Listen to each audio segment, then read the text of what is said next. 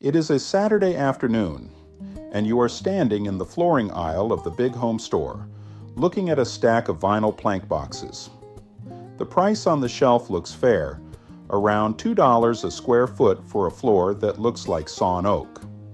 Then you ask what it costs to have somebody put it in, and the number the man gives you is more than the flooring itself. So you drive home, and the cracked old kitchen floor stays cracked for another year. But here is what that installation quote is really charging you for. It is not some rare skill with a saw. It is patience, preparation, and a few plain steps done in the right order. And 2 of those steps happen before a single plank ever touches your floor. Stay with me to the end, because the step everybody skips is a gap you leave empty on purpose, about the width of a pencil, all the way around the room. It looks like a mistake, but what the July heat does to these planks makes that little gap the difference between a floor that lies flat for 20 years and one that buckles up like a washboard by its second summer. I'm Elias Miller. I'm 58 years old. I'm old order Amish, and I was born and raised in Holmes County, Ohio, the largest Amish settlement in the world. I learned floors from my daddy, that is my grandfather, laying plank floors in farmhouses with hand tools and no hurry. Emma and I raised 7 children and 19 grandchildren on that kind of work, and we never once carried debt. Now I know what some of you are thinking. Vinyl plank is a modern material, and it is. But around here, plain work crews lay floors in English houses all over 3 counties. And the reason folks wait months to get those crews is not the material. It is the method underneath it. A floor does not fail because the planks were cheap. It fails because the man laying it was in a hurry. The planks get carried in cold from the garage and laid down that same afternoon. The old floor underneath never gets checked for dips, and the whole thing gets pinned tight against the walls like it will never move again. Every one of those is a mistake you cannot see on the day the job is finished. You see it the following summer. The good news is the other direction is just as true. A careful person with a tape measure, a utility knife, and one free weekend can lay a floor that outlasts the professional job, because you will do the slow parts the paid man skips. Nobody teaches this at the store, and I do not fault them for it. The store makes its money on the boxes either way, and the installer makes his on the labor. There was never any profit in teaching a man to do it slow and right himself. So the knowledge stays with the crews, and the crews stay booked. Keep that pencil in your pocket, by the way. Before we are done, I am going to show you exactly what heat does to a plank that has nowhere to go, and it is the whole reason this method works. Now, everything I am about to walk you through is 1 page out of a manual Emma and I put together called Save $7,000 a Year, the Amish Country Manual. Nobody ever got rich teaching folks how to keep their money, so we wrote it down ourselves. It is the plain country manual of the methods our families have run for generations. Keeping the house warm and cool, the water, the pantry and the garden, the cleaning that costs pennies, and keeping things running instead of replacing them, all written out step by step with the materials and the dollar amounts. You do not have to become Amish. You just have to keep your money like one. The whole manual is $17, marked down from $47, and 1 room of flooring done your own way pays for it many times over. Now go ahead and grab your phone and open up your camera, the same one you use to take pictures. Point it at that square code on your screen and hold it steady for a second. A little link will pop up. Give it a tap, and it will take you straight to the book.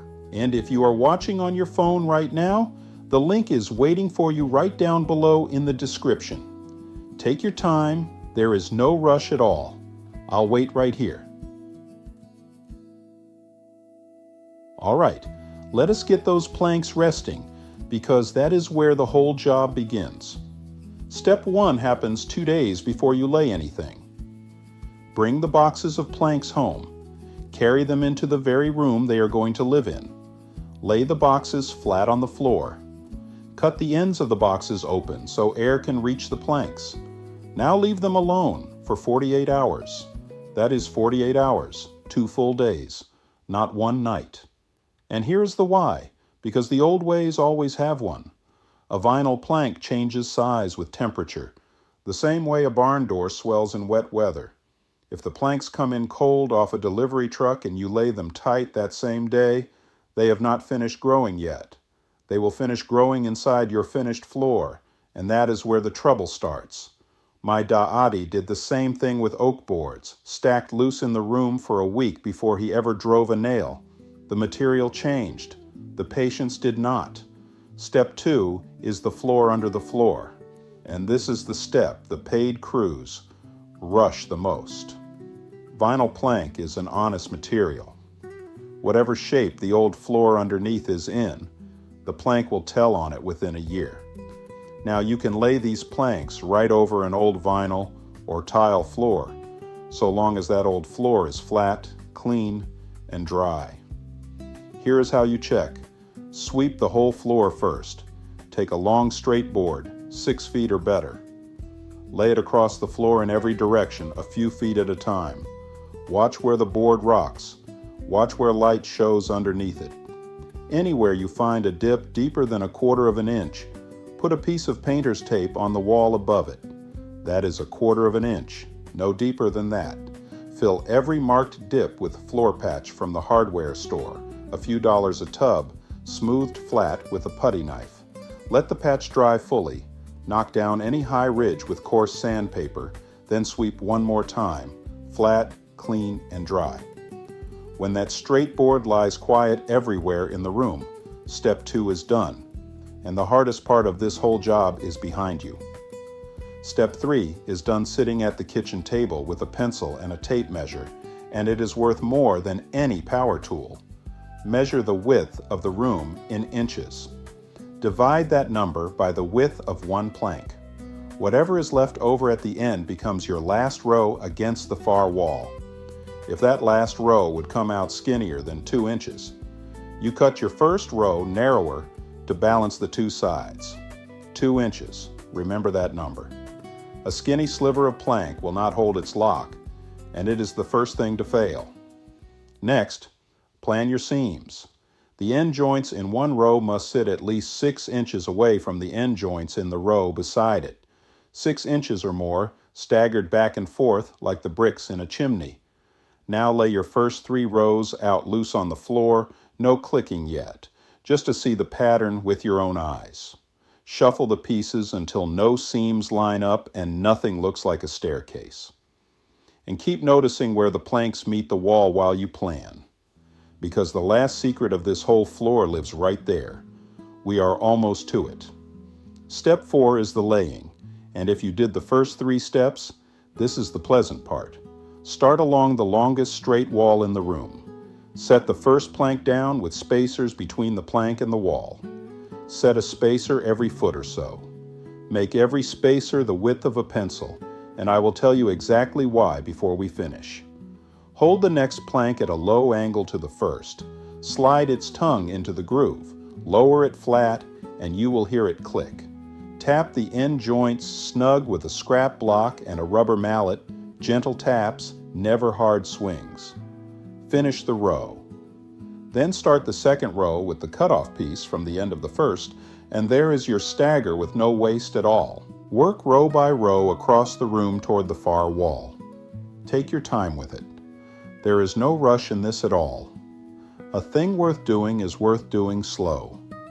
Step 5 is the cutting, and you can put away any thought of renting a saw. A vinyl plank cuts with a utility knife and a straight edge. Mark your line with the pencil. Score along the straight edge, 2 or 3 firm passes with the knife. Snap the plank over the edge of a table, and it breaks clean along the score. No dust, no noise, no rental counter. For door frames, Do it the way the old carpenters did. Lay a scrap of plank flat on the floor against the door jamb. Rest a handsaw flat on top of that scrap. Cut the bottom of the jamb off level. Now your flooring slides underneath the jamb, and the joint looks like it grew there. And now, the pencil. Here is the part I promised you at the start, and it is the one step that decides everything. A vinyl plank floor is never fastened down. No nails, no glue, no screws, not one. The whole floor floats loose on the old floor beneath it, locked to itself and touching nothing else. The reason is heat. Vinyl grows when it warms and shrinks when it cools, and it does that every year of its life. Across a long room, the whole floor can swell close to 1/4 of an inch between a cold January morning and a hot July afternoon. 1/4 of an inch, the whole floor, moving as one piece. If that floor is pinned tight against the walls, all of that growing has nowhere to go but up. The middle of the room lifts, the seams peak, and by the second summer, the floor buckles like a washboard, exactly like I told you at the beginning. That pencil-wide gap around the edge of the room is the breathing room. The floor swells into it in July, pulls back out of it in January, and lies flat and quiet for 20 years. 2 more rules keep it breathing.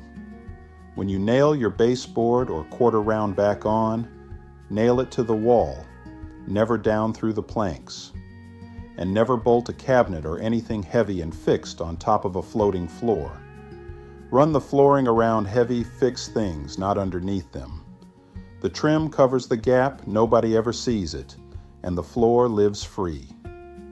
Give a thing room to move, and it will lie still.